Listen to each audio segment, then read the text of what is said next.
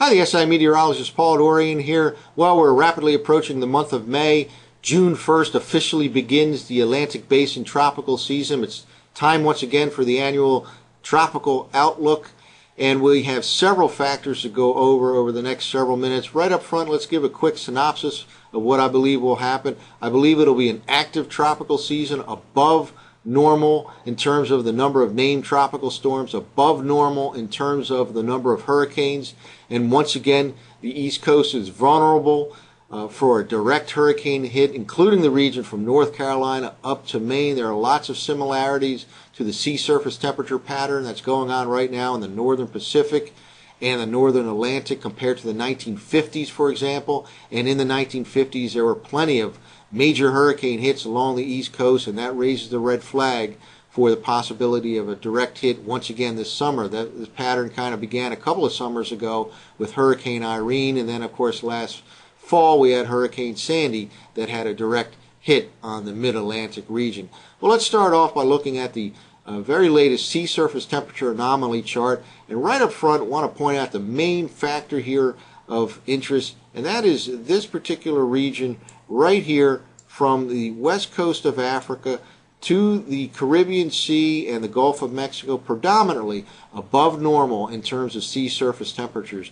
This has been going on for the last several weeks. I believe it'll continue for the next few months, right through the upcoming summer, and this is factor number one for why I believe it'll be an active tropical system.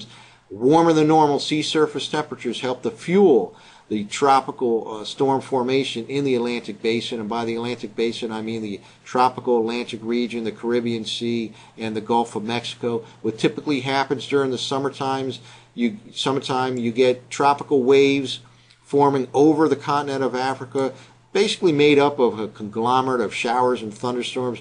They then travel to the west, and if the sea surface temperatures are warm enough, they will intensify. In fact, there's kind of a magical number of about 80 or 81, 82 degrees for sea surface temperatures to help fuel the fire for tropical storm formation. Anything colder than that will be an inhibiting factor for tropical storm formation. Once these waves move out over the open waters, they get a little bit of spin thanks to the Earth's Coriolis force, and then the trade winds push them towards the west, and again, if the sea surface temperatures are warm enough, they will intensify as they head towards either the Caribbean Sea or the Gulf of Mexico, or turn towards the U.S. East Coast, or perhaps avoid the U.S. East Coast by curving rapidly into the North Atlantic. So again, this is factor number one here, the fact that we have sea surface temperatures way above normal in this region. Now, looking at the northern Atlantic, we have lots of yellows again here. Yellows represent above normal temperatures, blues below normal sea surface temperatures. We're not looking at actual temperatures here, but differences from normal, the anomalies. We have many oscillation indices that meteorologists use to track sea surface temperatures. In the North Atlantic, it's called the AMO, Atlantic Multi-Decadal Oscillation.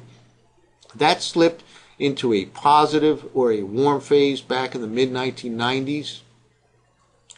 The AMO is typically reflective of a long-term oceanic cycle. Out in the Pacific Ocean, we have a horseshoe-shaped pattern of below normal temperatures. This is typical of a negative PDO, another oscillation index called the Pacific Decadal Oscillation.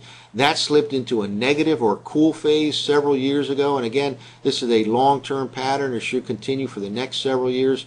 So in the northern Pacific, we have a negative PDO. In the northern Atlantic, we have a positive AMO. Another oscillation index we talk a lot about here at the siweather.com, especially during the winter months, is called the North Atlantic Oscillation Index, NAO for short. That has a reflection of what's going on in terms of surface pressures and sea surface temperatures in the northern Atlantic. It's been predominantly a negative phase over the last several months. A negative NAO tends to be a red flag for a positive tropical storm formation in the Atlantic, and we'll talk a little bit about that over the next several minutes. Meanwhile, over the tropical Pacific, we have here the latitude for the equator right here, and in the tropical Pacific off the west coast of South America. It's been kind of a mixed picture over the past several months, with some yellows, some blues here, some positive, some negative. In general, it's been relatively neutral or perhaps slightly below normal. A La Nina. La Nina represents below normal temperatures in the tropical Pacific, a short-term oceanic cycle. El Nino is warmer than normal. I do not believe there will be an El Nino this summer, and that's important in terms of vertical wind shear. We'll talk about that over the next several minutes. This is, again, another oscillation index, tracks the sea surface temperatures in the tropical Pacific. In this case, it's called the El Nino Southern Oscillation, or ENSO for short. And again, it's slightly on the negative side right now, and that's important because what goes on in the tropical Pacific does indeed have an effect on the Atlantic tropical region right here in terms of vertical wind shear. There's studies that shown, research has shown that El Nino summers tend to have higher than normal vertical wind shear in the Atlantic tropical region, which tends to inhibit tropical storm formation. We'll get more into that over the next several minutes here. But again, the main factor I want to point out up front are the above normal temperatures in this corridor, the breeding grounds for Atlantic tropical systems. Well, let's focus in on the AMO, the Atlantic Multi-Decadal Oscillation, which again slipped into a warm phase back in the middle 1990s, warmer than normal sea surface temperatures, and that's shown right here. In the last several years, we've been in a positive AMO, a warmer than normal phase. Now look back in the 1950s, which here about 1950s, right around here, very similar conditions here, positive phase of the AMO. So we have plus AMO in the 1950s, plus AMO currently. How about the PDO going back to the 1950s? Well, here's a plot for the PDO, Pacific Decadal Oscillation, going back to the 1950s. Currently, again, we are in a negative trend here, a cooler than normal phase in terms of sea surface temperatures in the northern Pacific. Look back in the 1950s, which is right here at the beginning part of this plot. Similar pattern here, a negative PDO back in the 1950s, a negative PDO right now. So we have very similar conditions with the AMO, positive AMO in the 1950s, positive AMO right now, and we have a very similar pattern in the 1950s with respect to the PDO. Well, what happened with hurricanes back in the decade of the 1950s?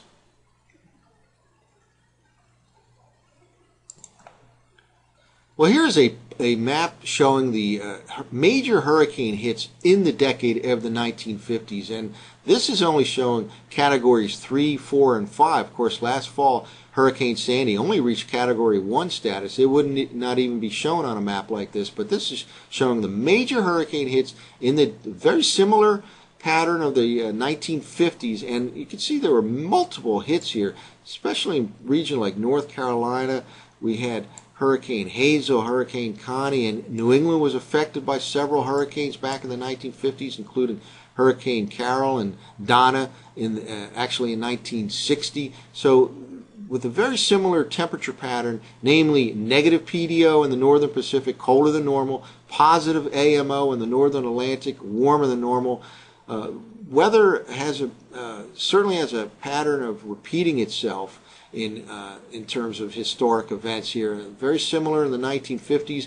The fact that multiple major hurricanes hit the East Coast is a red flag for this particular pattern that we started a couple of summers ago. In fact, we got hit by Hurricane Irene 2 summers ago, and then Hurricane Sandy last summer. This is raises a red flag that once again the East Coast is vulnerable to a direct hit over this summer and probably the next couple of summers as well. Well, the tropical Pacific is a crucial area year-round, basically, in terms of weather and climate, but specifically in terms of the tropical season in the Atlantic. What goes on in the tropical Pacific region has an impact on vertical wind shear in the breeding ground region of Atlantic tropical storms during the summertime. Right now, we have a slightly negative ENSO, El Nino Southern Oscillation Index, perhaps on the order of 0.3, 0.4 on the negative side, seen right here on this particular diagram. This diagram is produced by the International Research Institute, and it utilizes many, many different computer forecast models that are listed right here, dynamical models and statistical models.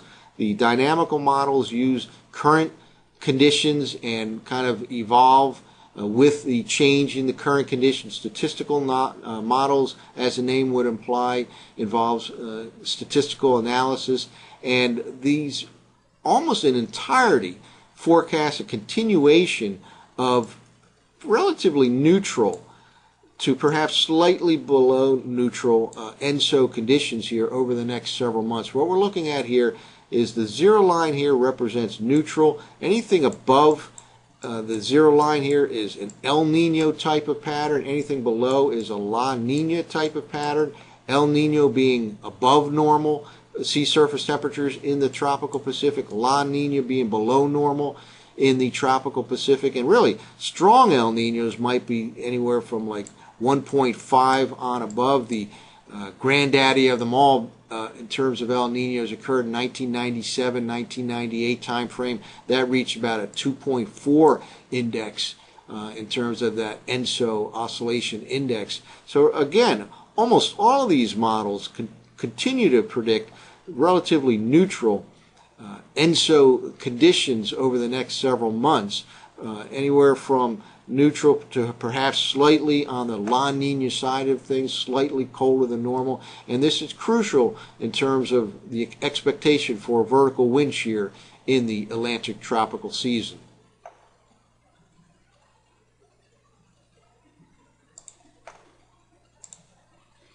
Well, what we have here is a map from NOAA that actually shows the vertical wind shear over the past few months, during the months of February and March into early April. The neutral is right here. Anything below normal in terms of vertical wind shear is showing up here in yellows and reds. Anything above normal is showing up here in blues. And notice in this all-important region over the last few months, from the west coast of Africa to the Caribbean Sea, which is right about in this region, we have a whole corridor of below normal vertical wind shear. In other words, less than normal in terms of vertical wind shear. What do we mean by vertical wind shear? Well, that's generally defined as a change of wind speed and wind direction with height.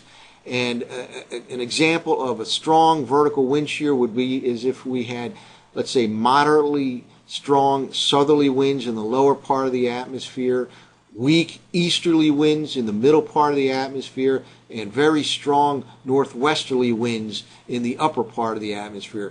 That particular example would have lots of change in wind speed and wind direction with height, and it's been shown to that kind of a pattern tends to inhibit tropical storm formation. Tropical storms are like finely tuned heat engine machines, and they require the warm core to be sitting right on top of the low-level circulation center, and vertical wind shear that's stronger than normal will tend to rip apart and not allow tropical storm formation. El Nino summers have been shown to have high levels of vertical wind shear in the tropical Atlantic, and the fact that we will not have a El Nino summer, it appears, is a positive signal for an above normal season in the tropical Atlantic area. And an example of lower than normal wind shear would be as if we had weak southerly winds in the lower, middle, and upper parts of the atmosphere. So again, the fact that the tropical Pacific looks like it will remain neutral to perhaps slightly below normal, a weak La Nina, leads to the belief that we will have below normal vertical wind shear in the breeding ground region of the Atlantic Basin, and that in turn will lead to an active season over the next few months. Well, one other oscillation index we'd like to talk about briefly here is the NAO. This is often used during the wintertime to help forecast whether cold air masses will penetrate into the northeastern part of the country and whether or not they will be sustained. Over the last few months, we've had a predominantly negative NAO, North Atlantic oscillation. And you can see that right here in this particular plot here. Going back to February, we have predominantly a negative NAO. Now, in the short term, it has skyrocketed into positive territory. I believe that's very temporary, however, and it'll quickly, as these forecasts are showing, will drop back down to negative pattern here, and that negative pattern will likely continue for the next few months. Now, research has shown that negative NAO is correlated with a weaker subtropical Atlantic high pressure system, which in turn weakens the trade winds in the tropical part of the Atlantic. Weaker trade winds in turn lead to less mixing in the ocean, and that in turn leads to above normal sea surface temperatures. So again, there's a correlation between negative NAO and above normal sea surface temperatures in the Atlantic tropical region. So the fact that it looks like we'll continue to have a negative NAO pattern is a positive signal for an active season in the Atlantic basin. Well, we've focused so far on the outlook for the tropical season in the Atlantic basin. What about the mid-Atlantic summertime in terms of temperatures and pressure? Well, I've looked at analog years that have similar tropical Pacific patterns compared to this year. Again, we have slightly below normal or a weak La Nina going on. The ENSO index is about negative 0.3, negative 0.4 in that range. So I looked at prior years with similar type pattern in the tropical Pacific in the early part of the year, again January, February, March, and April, where we've had a weak La Nina, and this is the collection of years that very similar to what's going on right now. And what we're showing here is the precipitation anomaly chart for those particular years.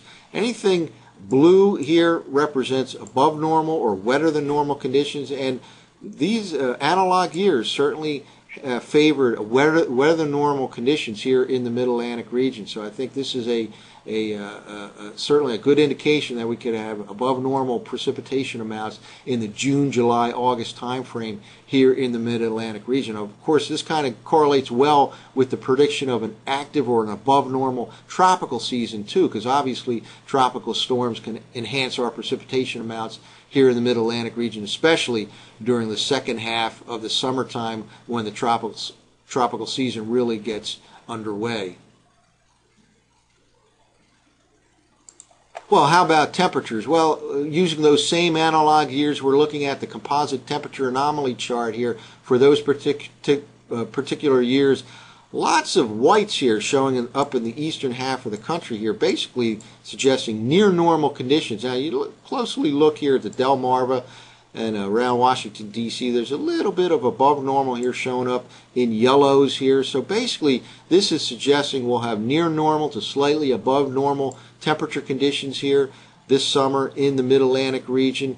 That goes along with the wetter than normal precipitation expectation for the summertime here in the Mid-Atlantic region. So we'll continue to monitor this over the next several weeks and the next couple of months as we head into the summertime. But in summary, it looks like it will be an active, above normal type of tropical Atlantic season with above normal the number of named tropical storms, above normal number of hurricanes, and the East Coast is once again vulnerable for a direct hit, including the area from North Carolina to the Maine coast. And in terms of mid-Atlantic weather, it looks like perhaps wetter than normal conditions and near normal to slightly above normal in the mid-Atlantic region for this summer. Well, again, we'll focus in on this over the next several weeks. That's it for now. For the SIweather.com, I'm the SI meteorologist, Paul Dorian.